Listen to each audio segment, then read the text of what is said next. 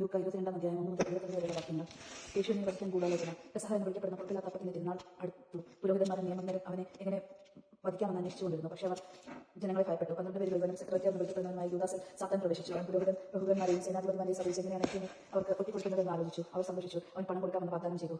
അവൻ അവർക്ക് വാക്ക് കൊടുത്തു. ജനക്കൂട്ടം ഇല്ലാതിരുന്നപ്പോൾ അവൻ ഒറ്റിക്കൊടുക്കാൻ അവൻ അവസരം പാർത്തുകൊണ്ടിരുന്നു. ശിഷ്യന്മാർ പെസഹ ഒരുക്കുന്നു. പെസഹ കുഞ്ഞാടിനെ ബലി കഴിക്കേണ്ടിയിരുന്ന പുറത്തില്ലാത്ത അപ്പത്തിന്റെ ദിനം വന്നു ചേർന്നു. യേശു പത്രോസിനെയും യോഹന്നാനെയും അയച്ചുകൊണ്ട് പറഞ്ഞു, നിങ്ങൾ പോയി നമുക്ക് പെസഹ ഭക്ഷിക്കേണ്ടതിന് ഒരുക്കങ്ങൾ ചെയ്യുവിൻ.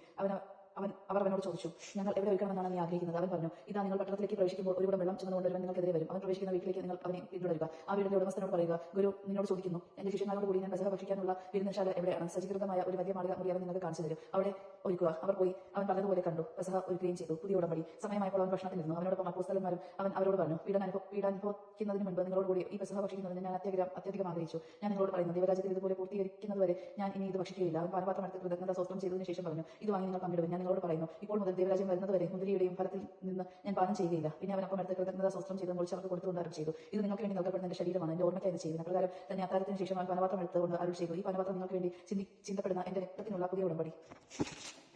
ഇതിലിതാ, എന്നെ ഒറ്റിക്കൊടുക്കുന്നവർക്കായി എന്റെ അടുത്ത് മേശമേൽ തന്നെയുണ്ട്. നിശ്ചയിക്കപ്പെട്ടതുപോലെ മനുഷ്യപുത്രൻ പോകുന്നു. എന്നാൽ അവനെ ആരൊറ്റി കൊടുക്കുന്നു ആ മനുഷ്യന് ദുരിതം. തങ്ങളിൽ ആരാണത് ചെയ്യാനിരിക്കുന്നുവെന്ന് അവർ പരസ്പരം ചോദിക്കാൻ തുടങ്ങി. ആരാണ് വലിയവൻ? തങ്ങളിൽ വലിയവൻ ആരെന്ന് എന്നൊരു തർക്കം അവർക്കിടയിലുണ്ടായി. അപ്പോൾ അവൻ അവരോട് പറഞ്ഞു, വിജാതികളുടെ മേൽ അവരുടെ രാജാക്കന്മാർ ആധിപത്യം പിടിച്ചിരിക്കുന്നു. തങ്ങളുടെ മേൽ അധികാരമുള്ളവരെ അവർ ഉപകാരികളായി കണക്കാക്കുകയും ചെയ്യും. എന്നാൽ നിങ്ങൾ അങ്ങനെ ആയിരിക്കരുത്. നിങ്ങൾ ഏറ്റവും വലിയവനും ഏറ്റവും ചെറുതിനെ പോലെയും അധികാരമുള്ളവർ ശുശ്രൂഷകനെ പോലെ ആയിരിക്കാം. ആരാണ് വലിയവൻ? ഭക്ഷണത്തിൽ ഇരിക്കുന്നവനോ പരിചരിക്കുന്നവനോ? ഭക്ഷണത്തിൽ ഇരിക്കുന്നവനല്ലേ. ഞാനാകട്ടെ നിങ്ങളുടെ ഇടയിൽ പരിചരിക്കുന്നവനെ പോലെയാണ്. എന്റെ പരീക്ഷണങ്ങളിൽ എന്നോട് കൂടി നിരന്തരം ഉണ്ടായിരിക്കുന്നവരാണ് നിങ്ങൾ. എന്റെ പിതാവ് എനിക്ക് രാജ്യം കൽപ്പിച്ചു തന്നതുപോലെ ഞാൻ നിങ്ങൾക്കും തരുന്നു.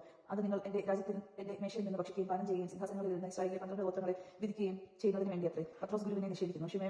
ശിമയോൻ ഇതാ, സാത്താൻ നിങ്ങളെ ഗോതമ്പ് പോലെ പാറ്റാൻ മതിച്ചു. എന്നാൽ നിന്റെ വിശ്വാസം ക്ഷയിക്കാതിരിക്കാൻ ഞാൻ നിനക്ക് വേണ്ടി പ്രാർത്ഥിച്ചു. നീ തിരിച്ചു വന്ന് നിന്റെ സഹോദരരെ ശക്തിപ്പെടുത്തണം. ശിമയോൻ പറഞ്ഞു, കർത്താവേ, നിന്റെ കൂടെ കാരാഗൃഹത്തിലേക്ക് പോകാനും മരിക്കാൻ വേണ്ടി ഞാൻ തയ്യാറാണ്. അവൻ പറഞ്ഞു, പത്രോസേ, ഞാൻ നിന്നോട് പറയുന്നു, നീ എന്നെ അറിയുകയില്ല എന്ന് 3 പ്രാവശ്യം നിഷേധിച്ച് പറയുന്നതിന് മുമ്പ് ഇന്ന് കോഴി കൂവുകയില്ല. പണവും വാളും കരുതുക. അനന്തരം അവരോട് ചോദിച്ചു, ഞാൻ നിങ്ങളെ മടിശീലയോ ഫണ്ടമോ ചെരുപ്പോ ഇല്ലാതെ അയച്ചപ്പോൾ നിങ്ങൾക്ക് എന്തെങ്കിലും കുറവുണ്ടായോ? അവൻ പറഞ്ഞു, ഒന്നിനും കുറവുണ്ടായില്ല. അവൻ പറഞ്ഞു, എന്നാൽ ഇപ്പോൾ മടിശീലയുള്ളവൻ അതെടുക്കട്ടെ.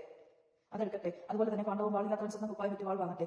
ഞാൻ നിങ്ങളോട് പറയുന്നു, അവൻ നിയമലംഘകരോടും എഴുതപ്പെട്ടിരിക്കുന്നത് എന്നിൽ നിവർത്തിയാക്കേണ്ടിയിരിക്കുന്നു. എന്നാൽ എന്നെപ്പറ്റി എഴുതപ്പെട്ടിരിക്കുന്നത് പൂർത്തിയാക്കേണ്ടതിനാണ്. അവർ പറഞ്ഞു, കർത്താവേ, ഇതാ, ഇവിടെ 2 വാളുണ്ട്. അവൻ പറഞ്ഞു, മതി. ഗെത്സമനയിൽ പ്രാർത്ഥിക്കുന്നു. അവൻ പുറത്തു വന്ന പതിപോലെ ഒലിവുമലയിലേക്ക് പോയി ശിഷ്യന്മാരും അവനെ പിന്തുടർന്നു. അവിടെ എത്തിയപ്പോൾ അവർ അവനോട് പറഞ്ഞു, നിങ്ങൾ പരീക്ഷയിൽ ഉൾപ്പെടാതിരിക്കാൻ പ്രാർത്ഥിക്കുവിൻ. അവൻ അവരിൽ നിന്ന് കല്ലേറെ ദൂരം മാറി മുട്ടിന്മേൽ വീണ് പ്രാർത്ഥിച്ചു, പിതാവേ, അങ്ങേക്ക് ഇഷ്ടമെങ്കിൽ ഈ പാനപാത്രം എന്നിൽ നിന്ന് അകറ്റണമേ. എങ്കിലും എന്റെ ഹിതമല്ല, അവിടുത്തെ ഹിതം നിറവേറട്ടെ. അപ്പോൾ അവനെ ശക്തിപ്പെടുത്താൻ സ്വർഗ്ഗത്തിൽ നിന്നൊരു ദൂതൻ പ്രത്യക്ഷപ്പെട്ടു. അവൻ തീവ്രവേദനയിൽ മുഴുകി കൂടുതൽ തീക്ഷ്ണമായി പ്രാർത്ഥിച്ചു. അവന്റെ വേർപ്പ് രക്തത്തുള്ളികൾ പോലെ നിലത്ത് വീണു. അവൻ പ്രാർത്ഥന കഴിഞ്ഞ് എഴുന്നേറ്റ് ശിഷ്യന്മാരുടെ അടുത്ത് വന്നപ്പോൾ അവർ വസനം നിമിത്തം തളർന്നുറങ്ങുന്നത് കണ്ടു. അവൻ അവരോട് ചോദിച്ചു, നിങ്ങൾ ഉറങ്ങുന്നത് പരീക്ഷയിൽ അകപ്പെടാതിരിക്കാൻ ഉണർന്നിരുന്ന് പ്രാർത്ഥിക്കുന്നു. യൂദാസ് യേശുവിനെ എത്തിക്കൊടുക്കുന്നു. അവൻ ഇത് പറഞ്ഞുകൊണ്ടിരിക്കുമ്പോൾ ഒരു ജനക്കൂട്ടം അവിടെ വന്ന 12 പേരിൽ ഒരുവനായ യൂദാസ് ആണ് അവരുടെ മുമ്പിൽ നടന്നിരുന്നത്. യേശുവിനെ ചുംബിക്കാൻ അവൻ മുന്നോട്ട് വന്നു. യേശു അവനോട് ചോദിച്ചു, യൂദാസെ, ചുംബനം കൊണ്ടോ നീ മനുഷ്യപുത്രനെ ഒറ്റിക്കൊടുക്കുന്നത്? എന്താണ് സംഭവിക്കാൻ പോകുന്നതെന്ന് കണ്ടപ്പോൾ യേശുവിനോട് കൂടെ ഇരുന്നവർ, കർത്താവേ, ഞങ്ങൾ വാളെടുത്ത് വെട്ടട്ടെ എന്ന് ചോദിച്ചു. അവരിൽ ഒരുവൻ പ്രധാന പുരോഹിതന്റെ സേവകനെ വെട്ടി അവന്റെ വലത് ചെവി ഛേദിച്ചു. അതുകൊണ്ട് യേശു പറഞ്ഞു, നിർത്തു. അനന്തരം യേശു അവന്റെ ചെവി തൊട്ട് അവനെ സുഖപ്പെടുത്തിയപ്പോൾ യേശു തനിക്കെതിരായി വന്ന പുരോഹിത പ്രഭുക്കന്മാരോടും ദേവാലയ സേനാധിപതിമാരോടും ജനപ്രമാണികളോടും പറഞ്ഞു, കവർച്ചക്കാരനെതിരെ എന്ന പോലെ വാളും വഴിയുമായി നിങ്ങൾ വന്നിരിക്കുന്നു. ഞാൻ നിങ്ങളോട് കൂടി എല്ലാ ദിവസവും ദേവാലയത്തിലായിരുന്നപ്പോൾ നിങ്ങൾ എന്നെ പിടിച്ചില്ല. എന്നാൽ ഇത് നിങ്ങളുടെ സമയമാണ്. അന്ധകാരത്തിന്റെ ആധിപത്യവും. പത്രോസ് തള്ളി പറയുന്നു. അവർ അവനെ പിടിച്ച് പ്രധാന ആചാര്യന്റെ വീട്ടിലേക്ക് കൊണ്ടുപോയി. പത്രോസ് അകലെയായി അവനെ അനുഗമിച്ചു. അവർ നടുമുറ്റത്ത് തീ കൂട്ടി അതിനു ചുറ്റിരുന്നപ്പോൾ പത്രോസ് അവരോട് കൂടി ഇരുന്നു. അവൻ തീക്കരികെ ഇരിക്കുന്നത് കണ്ട് ഒരു പരിചാരിക സൂക്ഷിച്ച് നോക്കിയിട്ട് പറഞ്ഞു, ഇവൻ അവനോട് കൂടെ ഉണ്ടായിരുന്നു. എന്നാൽ പത്രോസ് അത് നിഷേധിച്ചു. സ്ത്രീയെ, അവനെ ഞാൻ അറിയുകയില്ലെന്ന് പറഞ്ഞു. അപ്പം വേറൊരാൾ പത്രോസിനെ കണ്ടു പറഞ്ഞു, നീ അവരിൽ ഒരുവനാണ്. അപ്പോൾ അവർ പറഞ്ഞു, ഞാനല്ല. ഏകദേശം 1 മണിക്കൂർ കഴിഞ്ഞ് വേറൊരാൾ ഉറപ്പിച്ചു പറഞ്ഞു, തീർച്ചയായും ഈ മനുഷ്യൻ അവനോട് കൂടെ ഉണ്ടായിരുന്നു. ഇവൻ ഗലീലിയക്കാരനുമാണല്ലോ. പത്രോസ് പറഞ്ഞു, മനുഷ്യൻ നീ പറയുന്നത് എന്താണെന്ന് എനിക്ക് അറിഞ്ഞുകൂടാ. അവൻ ഇത് പറഞ്ഞുകൊണ്ടിരിക്കുമ്പോൾ തന്നെ കോഴി കൂവി. കർത്താവ് പത്രോസിന്റെ നേരെ തിരിഞ്ഞ് അവനെ നോക്കി. ഇന്ന് കോഴി കൂവുന്നതിന് മുമ്പ് 3 പ്രാവശ്യം നീ എന്നെ നിഷേധിക്കുമെന്ന് കർത്താവ് പറഞ്ഞ വചനപ്പോൾ പത്രോസ് ഓർമ്മിച്ചു. അവൻ പുറത്തുപോയി മനംനൊന്ന് കരഞ്ഞു. യേശുവിനെ പരിഹസിക്കുന്നു. യേശുവിനെ കാവൽ നിന്നിരുന്നവർ അവനെ പരിഹസിക്കുകയും അടിക്കുകയും ചെയ്തു. അവർ അവനെ കണ്ണുകൾ മൂടിക്കൊണ്ട്, നിന്നെ അടിച്ചവൻ ആരെന്ന് പ്രവചിക്കുക എന്ന് പറഞ്ഞു.